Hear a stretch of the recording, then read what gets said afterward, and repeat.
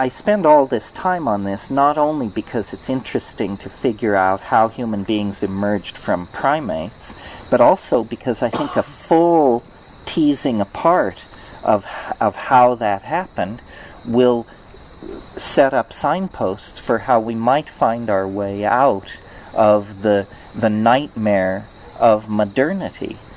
We now have an enormous cultural momentum built up behind these lethal social styles and behaviors, like male dominance, like environmental destruction, product fetishism, materialism, ego, and ego. All of this is tremendously exacerbated by modern civilization. And if we had 1,000 years to work this out, we might be able to save ourselves from Armageddon without recourse to the original sacraments and the original chemical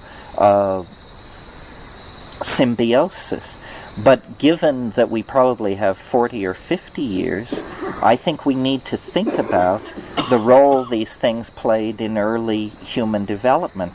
I'm not the first person to put this together. I mean, I've done it in high detail and with psilocybin, but 20 years ago, in a book called The Ghost in the Machine, Arthur Koestler observed that we human beings, he didn't single out the males, but we human beings are hardwired for murder.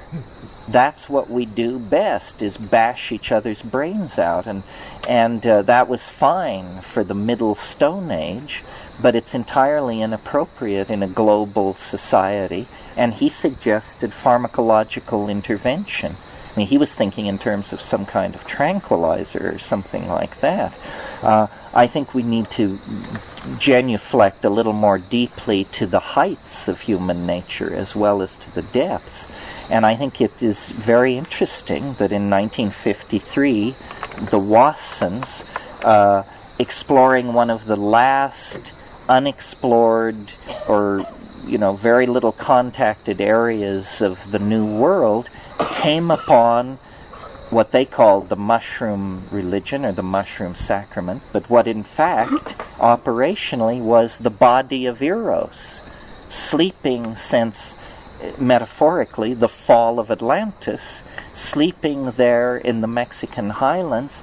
They brought it back to modern civilization, and now groups like this, small groups of people, individuals taking psilocybin, anthropologists who in the last 100 years have brought the news of the use of plant hallucinogens in many Aboriginal cultures, all of this data, information, technology, and plants, fungi, arriving on the plate of Western civilization at the same time. And, as H.G. Wells said, history, and he meant Western history, is a race between education and catastrophe. It's going to be a photo finish, folks. And my interest in this field is because this is the only, and by this I mean the hallucinogenic plants, are the only factor I've ever seen that would turn an individual around in about 6.5 hours from being, a jerk to being someone who at least had the concept that it would be nice to be a decent human being. And it's a mass turning of that sort is probably the only thing which will save us from the cultural juggernaut that we have set in motion over the past couple of thousand years. I don't expect us to start herding our cattle across the plains of Africa again. That's gone forever. But there must be ways that we can overcome our obsession with male dominance, monotheism, sexual exclusivity, product fetishism, so forth and so on. And I think the way through is to let the mushrooms speak through us of the agenda of the Gaian mind, because that's what it was. That's what the mushroom message was in prehistory.